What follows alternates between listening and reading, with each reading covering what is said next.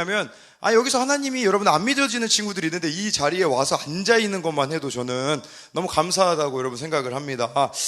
여러분 요새 어쩌는 우리 크리스찬 시은 우리 박시은 씨께서 아는 동생에게 이런 이야기를 해줬더라고요.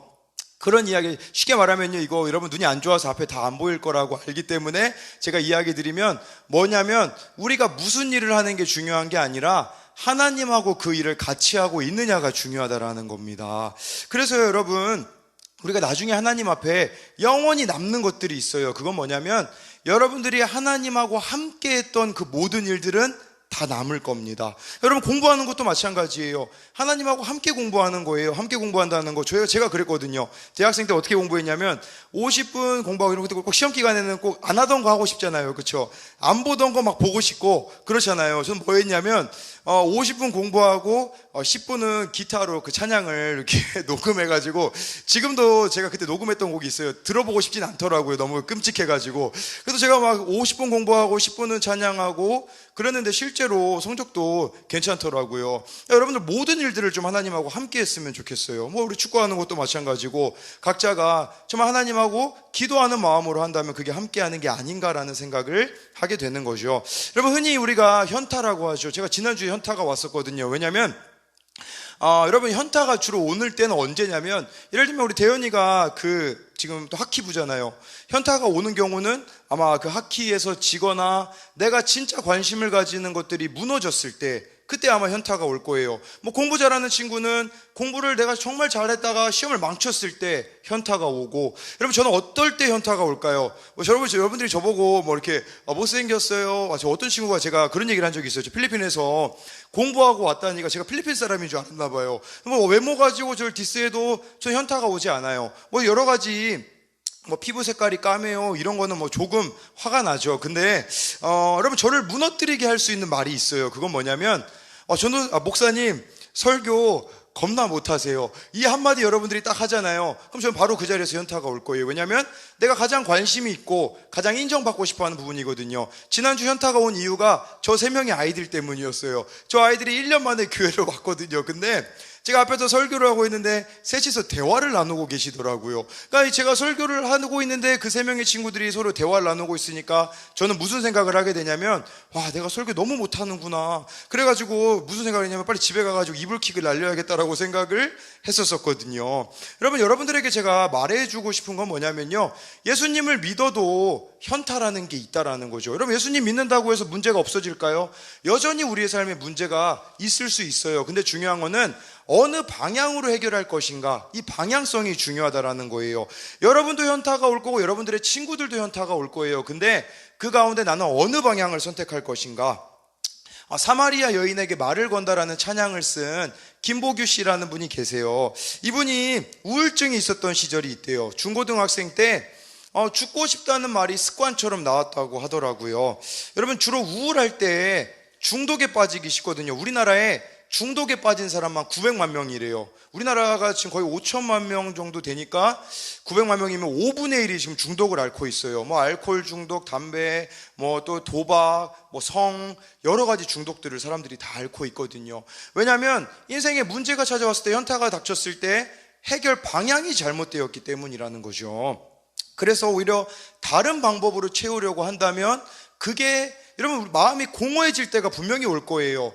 그때 여러분들은 어느 방향을 선택하느냐가 중요하다라는 거죠. 아이유 씨가 인터뷰한 내용을 보니까, 아이유가 그래도 얼마나 인기가 많아요. 곡 쓰는 것마다 그래도 차트에 올라가기도 하고, 아이유가 그런 얘기를 하더라고요. 20대에 솔직히 자기만큼 20대를 축복스럽게 보낸 사람이 없을 거라고 이야기를 했어요. 근데 아이유에게도 현타가 왔을 때, 공허함이 찾아왔을 때 아이유는 음식 먹는 걸로 했었다고 하더라고요. 여러분, 그런 걸로 계속 채운다면 우리의 외로움이, 우리의 공허함이 채워질까요? 아니라는 거죠. 근데요, 이 김보규 씨는요, 그런 동일한 자살 충동이 느껴지고 우울증이 왔을 때 어느 방향을 선택하냐면 하나님을 가까이 하는 방향을 선택했어요. 그래서 어떻게 했냐면 그냥 교회 와가지고 앉아 있는 거예요. 마음이 괜찮아질 때까지 하나님 앞에 기도도 하고, 기도가 안 나올 때는 그냥 앉아가지고 찬양을 듣기도 하고, 그러다 보니까 자기도 모르게 그 어려운 마음들이 다 사라졌다라는 겁니다. 뭘 말씀드리는 거냐면요, 여러분에게도요, 누구에게나 문제나 어려움이 있는데 어느 방향으로 해결하느냐가 중요하다라는 거예요.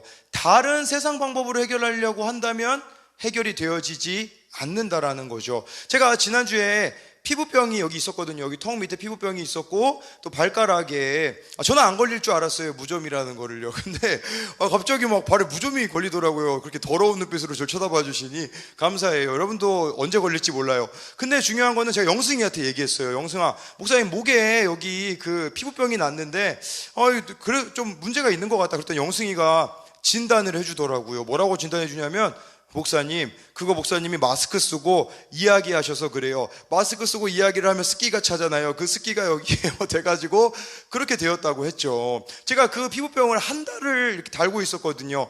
영승이의 특징은 뭐냐면 제 잘못된 거를 진단은 해줄 수 있어요. 해결은 해줄 수 있을까요? 없을까요? 없어요. 해결은 어떻게 했냐면, 제가 이번 주에 피부과에 갔거든요. 지난주에 피부과 가니까 아주 간단하더라고요. 거기 아저씨가 무슨 의사가 보지도 않아요. 그냥 얼굴 보더니, 이거 이 약 쓰면 돼요 하고서 그냥 처방전 쓰고 끝이더라고요. 그 약 바르니까 바로 낫더라고요. 뭘 말씀드리는 거냐면, 세상에서도 그렇고 여러분 친구들도 그렇고 여러분 문제가 있을 때 진단은 내려줄 수 있어요. 너 이것 때문에 지금 문제가 있는 것 같아. 근데 중요한 거는 문제를 해결해 줄 수 있는 분은 하나님밖에 없다라는 거죠. 왜 하나님밖에 없냐면, 하나님이 여러분들을 만드셨기 때문이에요. 여러분들 만든 사람보다 솔직히 하나님 여러분들을 더 잘하는 사람이 어디 있겠어요. 그래서 여러분들이 문제가 있을 때 하나님 앞에 나아오게 되면 해결되어진다라는 거, 그걸 말씀드리고 싶었던 거예요. 여러분, 그래서 어떤 상황이든지 여러분들 하나님을 선택해야 되는데, 오늘 말씀에 요셉이 딱 그랬거든요. 요셉이 무슨 일이 발생하냐면, 형들이 10명이 있는데 이 요셉을 그냥 노예로 팔아버려요. 다른 나라 노예로 팔았으니까 얼마나 요셉이 현타가 왔겠어요. 마음이 힘들었겠죠. 노예로 팔려갔는데 거기다가 이제 그 노예로 팔려서 어느 집에 갔더니 보디발의 아내가, 주인의 집에 아내가 유혹을 했어요. 여러분, 그 당시에 이 여인이 예뻤을까요? 못생겼을까요? 기록에 보니까 엄청 예뻤다고 나오더라고요. 그 여인이 유혹을 하니까, 나 안 그래도 인생에 현타가 오고 형이 나를 버렸는데, 가족이 나를 버렸는데 그냥 내 인생 어차피 망가진 거 그냥 나도 이 여자랑 놀아나서 망가지면 어때라고 생각할 수도 있었겠죠. 그런데 여러분, 그걸 아셔야 돼요. 한 번이 어렵지 그 뒤는 쉽다라는 거예요. 요셉은요, 한 번 무너지지 않았어요. 한 번도 무너지지 않았어요. 자기가 버림받고 이 보디발의 아내가 유혹했을 때, 거부했을 때 어디 가냐면요, 감옥으로 갔어요. 감옥으로 가면 인생이 너무 비참한 거잖아요. 근데요, 요셉은 자기에게 주어진 그 삶을, 어려움이 닥쳤을 때 끝까지 하나님을 붙잡았다라는 거예요. 술도 그렇고 담배도 그렇고 세상도 그렇고 한 번이 어려울 거예요. 그 한 번 여러분들이 넘어지고 나면 그 뒤부터는 쉬워진다라는 거죠. 그 한 번을 지키는 것이 얼마나 중요한지를 여러분들이 알아야 되는 거예요. 근데 이제 형이 복수할 수 있는 기회가 왔어요. 요셉이 총리가, 그 이집트라는 나라의 총리가 됐는데 형들 10명이 양식을 구하러 왔어요.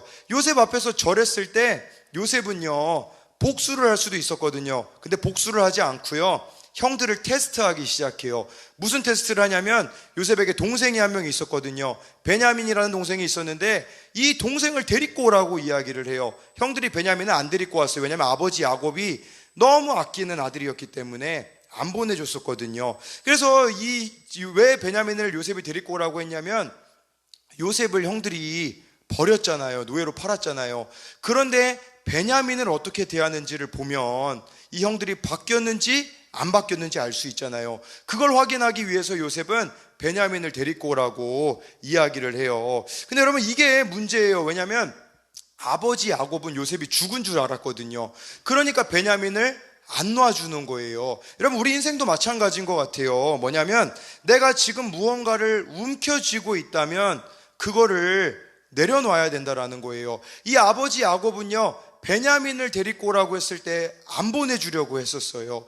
그러는데 하나님은요, 끝까지 베냐민을 보낼 수밖에 없게 만드셨다라는 겁니다. 여러분들은 지금 움켜쥐고 있는 게 무엇이 있을까요? 이거는 절대 놓을 수 없어라고 말하는 것이 무엇이 있을까요? 제가 네이트 판에 보니까 이런 내용이 나오더라고요. 아마 글씨가 너무 작아가지고 안 보일 수 있는데 내용은 그거예요. 5억으로 몇 살까지 먹고 살 수 있을까요를 누가 질문을 올렸어요. 5억으로. 이 여자의 나이가 24살이래요. 여러분 24살인데 5억을 가지고 있다면 여러분들은 무엇을 하실래요? 우리 여성분들에게 물어봐야겠죠. 여자가 질문을 했으니까. 희경 선생님 5억 있으면 뭐 하실래요?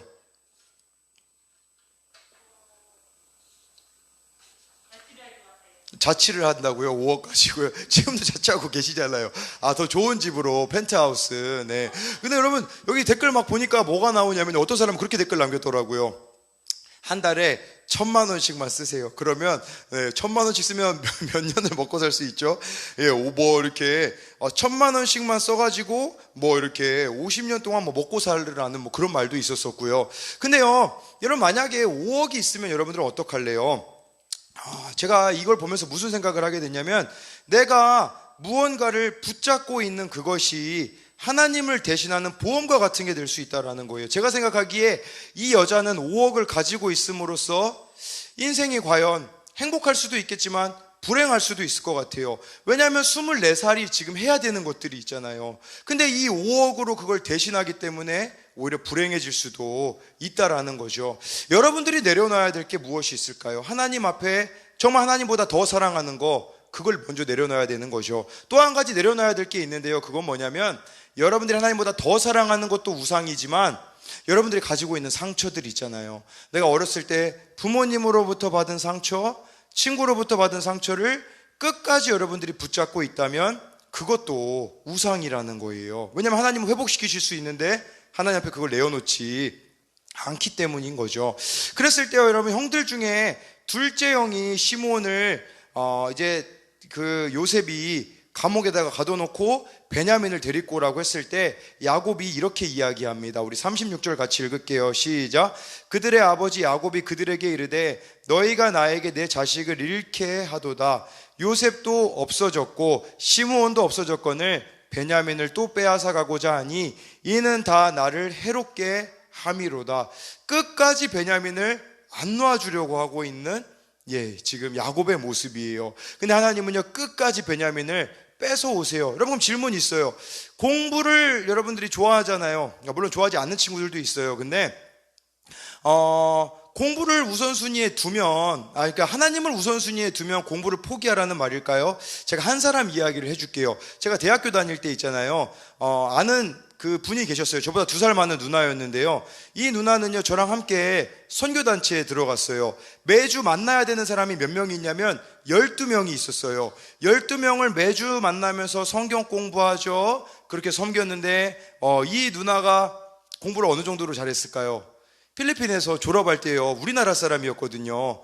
전교, 그러니까 대학교 전체에서 1등 해가지고 신문에 한번 나온 적이 있어요. 왜 제가 우선순위를 바꾸라고 하냐면요, 여러분, 하나님을 먼저 선택하면 하나님이 여러분들에 대해서 막 공부 못하게 하시는 분이 아니라 더 여러분들에게 지혜를 주시는 분이라는 거죠. 여러분, 공부가 여러분들에게 안 맞는 친구가 있을 수도 있어요. 다른 방에, 아까 제가 진규에게 줬던 얘기도 그거예요. 진규가 요새 베이스 막 배우잖아요. 그래서 막 베이스 요새 열심히 치고 있는데, 진규야, 너 베이스 진짜 잘 치고 싶으면 토요일 날 버스킹 나와가지고 거기서 하찮은 찬양팀하고 같이 너 거기서 베이스 치면 하나님이 너를 높이실 거야. 그 얘기했어요. 실력으로는 진규 위에 있는 사람 엄청 많아요. 근데 진규가 하나님을 사랑함으로써 그 베이스를 치면 진규의 앞길을 하나님께서 보장해 주지 않으시냐는 거예요. 하나님을 우선순위로 두고 살아가는 것은 결코 낭비가 아니라는 것을 말씀드리는 거죠. 야곱이 이 베냐민을 마음에서 놔줘야 됐었거든요. 왜냐하면 야곱은 베냐민을 붙잡는 순간부터 하나님을 찾지 않았기 때문이거든요. 하나님은 베냐민을 놓음으로써 하나님을 이 야곱이 의지하기를 원했다라는 것입니다. 여러분, 그렇기 때문에 여러분들 안에 정말 내려놓지 못하는 상처와 하나님보다 더 사랑하는 것이 무엇이 있는가를 생각했으면 좋겠어요. 제가 지난주에 현타가 왔다고 말씀드렸잖아요. 현타가 왔는데 그때 한 녀석에게 전화가 왔어요. 누구냐면 우리 신모 씨한테 전화가 왔어요. 혁진이 다 아시죠? 웬만한 사람들 물어보면 혁진이 다 알더라고요. 거의 뭐 모르는 사람이 없을 정도로 망나니로 유명한 우리 신혁진이죠. 제가 지난주에 막 그 설교 망치고서는 막 우리 박시은이 천안에 내려주고서는 막 영승이한테 야 목사님 진짜 현타 와서 미치겠다 이제 막 이런저런 얘기를 하다가 제가 기도했어요. 주님, 저 너무 마음이 힘들어요. 지난주는 심각했어요. 이번 주는 심각하지 않은데, 하나님 저 너무 힘들어요. 좀 도와주세요라고 하자 신혁진한테 전화가 왔고, 제가 아까 그 3명 아이들 같이 밥 먹었거든요. 혁진이가 와가지고 그 순천향대학교에 있었는데 차를 끌고 혁진이가 왔더라고요. 혁진이를 보자마자 어떻게 됐을까요? 현타가 없어지더라고요. 왜 그러냐면요, 제가 깨닫게 된 게 있어요. 하나님은요, 제가 설교 잘하는 것보다 더 잘했으면 하는 게 있으셨더라고요. 그건 뭐였었냐면, 혁진이 같은 이런 아이들, 나한테 맡겨진 아이들을 더 사랑하기를 원하셨던 거예요. 그러니까 혁진이를 보자마자 제 안에 어려움이 해결이 되었던 거죠. 그리고 혁진이가 이제 내일 입대하거든요, 여러분. 아마 이쪽 친구들은 남일이 아닐 거예요, 여러분. 통일대도 군대는 가거든요, 여러분. 네, 그래서 뭐 지금 통일대도 여러분들은 갈 것 같은데, 근데요, 여러분, 혁진이가 저를 찾아와가지고 월요일도 찾아왔죠. 금요일도 찾아왔거든요. 왜 나를 찾아왔을까를 보니까 혁진이가 이야기를 해주더라고요. 너무 삶이 힘든 거예요. 겉으로는 괜찮은 척 하는데 여기서도 망가지고 저기서도 망가지고, 그래가지고 혁진이가 그 어려움을 저에게 이야기해주고, 제 마음 가운데 회복되었던 거는 뭐냐면, 진짜 이 아이들을 끝까지 사랑하는 게 하나님이 기뻐하시는 거구나. 근데 나는 너무 다른 데 마음을 쏟고 있었구나라는 걸 깨닫게 되었고요. 또 지난주 금요일에 혁진이가 이제 목사님 저 간다고 인사를 하는데 저를 갑자기 얘가 포옹을 하더라고요, 혁진이가. 근데 마스크 써서 다행이에요. 얼굴과 얼굴이 부딪혔어요. 잘못 안 와가지고. 마스크 안 썼으면 뽀뽀할 뻔해가지고. 저 동성애 싫어해요. 근데 혁진이가 딱 저를 안았을 때, 저는 여러분 남자를 좋아하지 않아요. 근데 마음에 그 깊은 그런 아픔들과 감사가 오더라고요. 왜냐면 솔직히 지금까지 청소년 사역하면서 제 마음을 가장 힘들게 했던 애가 혁진이거든요. 아마 혁진이 제 욕도 막 옛날에 했던 거 기억나요. 막 그렇게 저를 힘들게 했는데, 이 아이들이 힘들 때 저를 찾아온 모습을 보니까 내 인생이 헛되지 않구나, 그걸 깨닫게 되어서 결국 어려움들이 다 회복이 되었던 거예요. 또 한 가지 제가 회개했던 부분은 뭐냐면요, 제가 그런 생각이 있었던 것 같아요. 무슨 생각이냐면, 이 교회에 계속 있을 거라는 생각이 있었던 것 같아요. 뭐 저희 아버지가 담임 목사님이고 제가 아들이니까 이 교회 뭐 내가 이어서 하겠지, 이런 생각이 있다 보니까 문제는 뭐냐면요, 안일함이 생기더라고요. 우리 애들을 위해서도 어차피 이 아이들은 내가 계속 볼 아이들이니까 기도를 막 간절하게 안 해주게 되더라고요. 예를 들면 그 연합 모임도 있거든요. 이 연합 모임 애들을 위해서도 기도해야 되는데 기도를 간절하게 안 하더라고요. 왜 그러냐면 이 콜 모임 나를 대신해서 할 사람이 없을 거야 라는 안일함에 빠지니까 기도가 안 나오더라고요. 그리고요, 학교 앞에 가는 것도 제가 요새 학교 앞은 안 가고 있었거든요, 개인적으로. 왜 그러냐면 어차피 학교 앞에 가는 사람 없으니까 내가 안 가면 뭐 그런 마음을 품다 보니까 학교 앞에 가는 것도 이제 안 하게 되고, 우리 아이들 여러분들 위해서도 기도 옛날에는 정말 열심히 했거든요, 아침마다. 근데 요새는 기도를 제가 안 했었거든요. 근데 하나님이 무슨 마음을 주시냐면, 너 만약에 내가 여기가 아니라 다른 곳으로 부르면 어떡할래? 라는 마음을 주시더라고요. 뭘 말씀드리는 거냐면, 제가 막 여기를 떠나서 더 좋은 곳으로 가겠다 그런 이야기를 하는 게 아니라, 정말 하나님이 여러분들에게 원하시는 것은 여러분들의 마음의 전부라는 거예요. 오늘 하루를 정말로 여러분들이 마지막처럼 하나님을 뜨겁게 사랑함으로 살아가야 되는데, 저는 자꾸 제 마음에 그렇지 못한 모습들을 보게 되더라고요. 여러분, 요셉 한 사람이 타협하지 않고 넘어지지 않는 것이 얼마나 중요하냐면요, 요셉이 넘어지지 않았잖아요. 무슨 일이 요셉의 가족 가운데 일어났을까요? 요셉의 가족이 회복이 되어져요. 요셉이 믿음으로 살았기 때문에 요셉을 통하여서 요셉의 형들이 화해를 하게 되어지고요, 아버지가 회복이 되어지고, 더 놀라운 건 뭐냐면 요셉의 형들과 아버지가 다시 하나님을 만나게 되었다라는 거예요. 여러분, 한 사람이 믿음으로 살면요, 무슨 일이 벌어지게 되냐면 여러분들의 가족이 구원을 받게 된다라는 거예요. 여러분, 죽고 나서는요, 천국과 지옥밖에 없어요. 근데 정말 여러분들이 하나님 앞에서 믿음으로 살아가면요, 하나님은요 여러분들의 가족을 구원하실 거예요. 저희 할머니가 그러셨거든요. 저희 할머니는요, 그 시골에서 농사를 지으시던 분이에요. 농사를 지으시던 분인데요, 여러분, 농사일이 얼마나 힘든지 저희 할머니는 매일 밤에 교회 가가지고 주무셨어요. 이 농사 하고 나서 교회까지 걸어가려면 40분에서 1시간이 걸려요. 할머니가 그런 마음이 들었던 적도 있다고 하더라고요. 어떤 마음이냐면 그냥 이 길 걸어가다 죽고 싶다라는 마음이 들은 적도 있다고 해요. 저희 할머니가 처음으로 예수님 믿었었거든요. 저희 할아버지는 술을 그렇게 잘 드시고 폭력적이신 분이셨거든요. 근데 저희 할머니가 그렇게 끝까지 교회 가가지고 기도하고 믿음을 지켰을 때 저희 할아버지가 예수님을 믿게 됐어요. 술을 끊으시고요. 그때부터 저희 할아버지가 예수님을 믿게 되고, 그리고 저희 아버지와 또 저희 작은 아버지가 목사님이 되었거든요. 여러분, 저는요 또 저희 어머니가 항상 이렇게 힘들어 하시는 모습이 다 기억이 나요. 예전에 여기 교회 말고 저쪽 교회 있을 때 제가 7살 때 교회를 지었었거든요. 그때 제가 같이 막노동을 해가지고 좀 얼굴이 까매졌는데, 그리고 근데 저희 엄마가 그때 그 벽돌이 이렇게 막 발에 떨어져가지고 발톱이 빠져가지고 우시던 모습, 저희 교회에 무슨 일이 있었냐면 교회 사람들 거의 80%가 다 나간 적도 있어요. 어떤 사람이 분란을 일으켜가지고 사람들을 다 데리고 교회를 떠났던 것도 전 어렸을 때 봤거든요. 근데요, 제가 사람들이 떠난 것도 봤지만 저희 어머니가, 저희 아버지가 어떻게 하나님 앞에 섰던 그 모습을 봤어요. 저희 어머니는요, 그냥 하나님 앞에서 우시던 모습, 어떻게 해서든지 끝까지 믿음을 저버리지 않는 모습을 제가 봤기 때문에 포기하지 않게 되더라고요. 제가 지난주 예찬이한테 물어봤어요. 예찬아, 제 첫째 아들이거든요. 너 나중에 뭐 될래? 그랬더니 전도사님 될 거야 이러는 거예요. 그래가지고 너 왜 전도사님 될 거야? 그랬더니 예찬이가 그렇게 얘기하더라고요.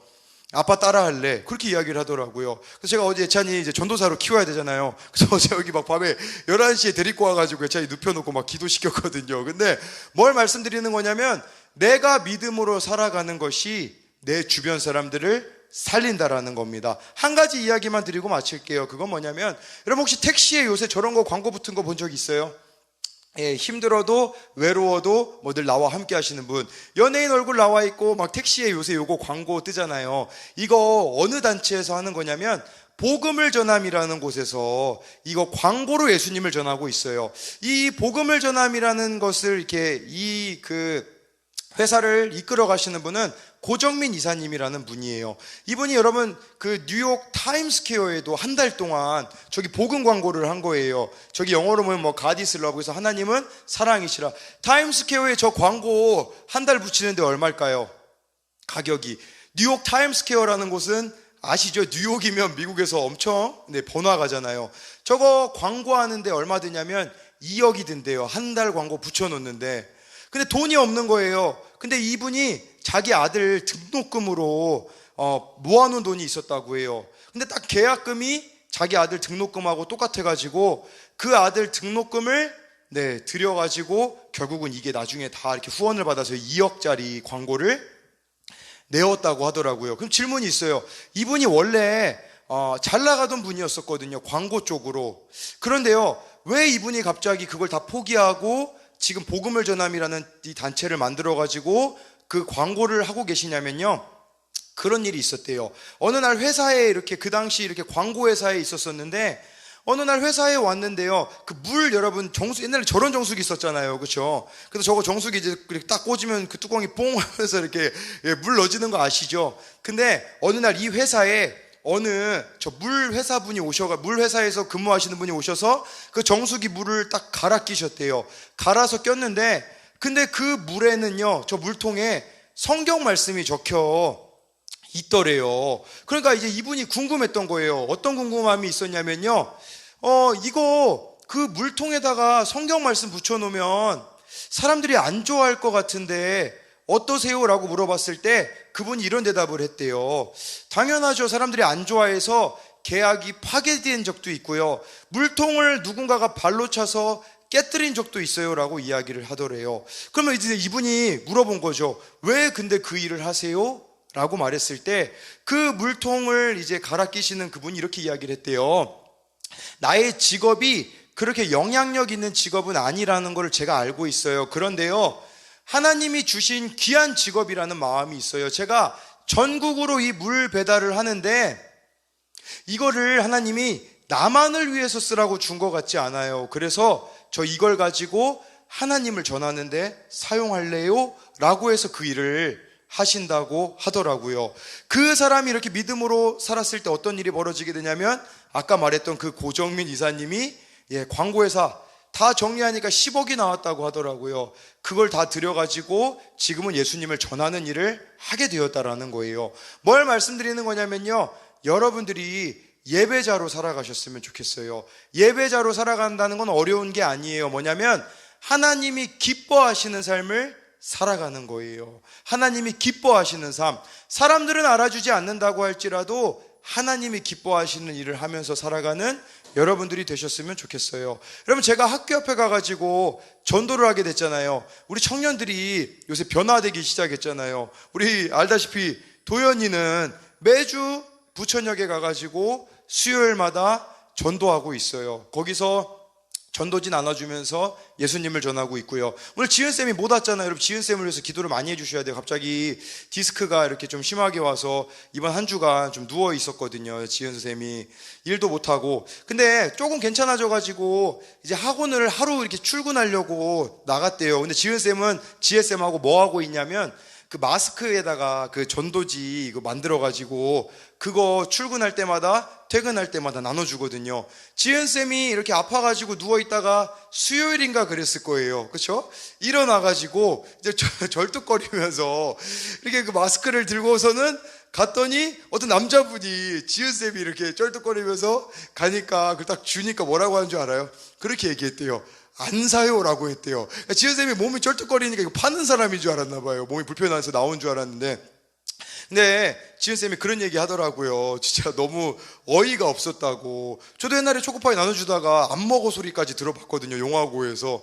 여러분, 근데 우리가 왜 이 일들을 해 나가는 거냐면요, 다른 게 아니라 내가 그 자리에 그렇게 믿음으로 섰을 때 누군가는 예수님 믿을 사람이 있기 때문이라는 거예요. 제가 대학생 때 실제로 경험했던 게 그거예요. 그날따라 제 친구가, 필리핀 친구가 너무 불쌍해 보여가지고 가가지고 그 친구에게 예수님을 전했거든요. 근데 그 친구가 그때 어떤 상황이었냐면 아버지가 옆집 사람에게, 이런 필리핀에서는 총기 소유가 가능하거든요. 이 아이는요, 어렸을 때부터 부모님이 없던 아이예요. 친부모가 아니라 양부모 밑에서 자랐던 아이거든요. 어머니는 일찍이 돌아가셨고요. 그 양 아버지가 최근에 무슨 일이 있었냐면 이웃 사람하고 싸웠는데 이웃 사람이 총으로 쏴가지고 그 양 아버지를 죽여버린 거예요. 그러니까 이 친구에게는 무슨 마음이 드냐면, 안 그래도 부모님이 없는데 양부모님까지도 두 분 다 이 세상에 안 계시니까 절망이죠. 이 친구가 무슨 생각을 했냐면 죽으려고 생각을 했었다고 저한테 이야기를 해줬어요. 거짓말이 아닌 이유는 제 페이스북 친구에 보면 진짜 있어요. 조하나라는 친구인데, 근데 그 친구가 자살을 생각하는 그때에 제가 예수님을 전하게 되고 그 친구가 그 자리에서 예수님을 믿게 되고 변화가 일어났다라는 거죠. 왜 우리가 매일매일 그렇게 예수님을 전하는 삶, 하나님을 기뻐하시는 삶을 살아가야 되냐면, 하나님은 여러분들을 통해서 하실 일이 있어요. 그 하실 일은요, 살리는 일입니다. 정말 하나님을 모르고 방황하고 있는 그 아이들, 여러분 주변에도 그런 친구들이 있잖아요. 힘들어하고 있는 아이들, 그 아이들 여러분들에게 살리라고 여러분 주변에 두었다라는 것을 여러분들이 기억하면서 정말 믿음으로 살아가서 그런 사람들을 살려낼 수 있는 여러분들이 되었으면 좋겠습니다. 우리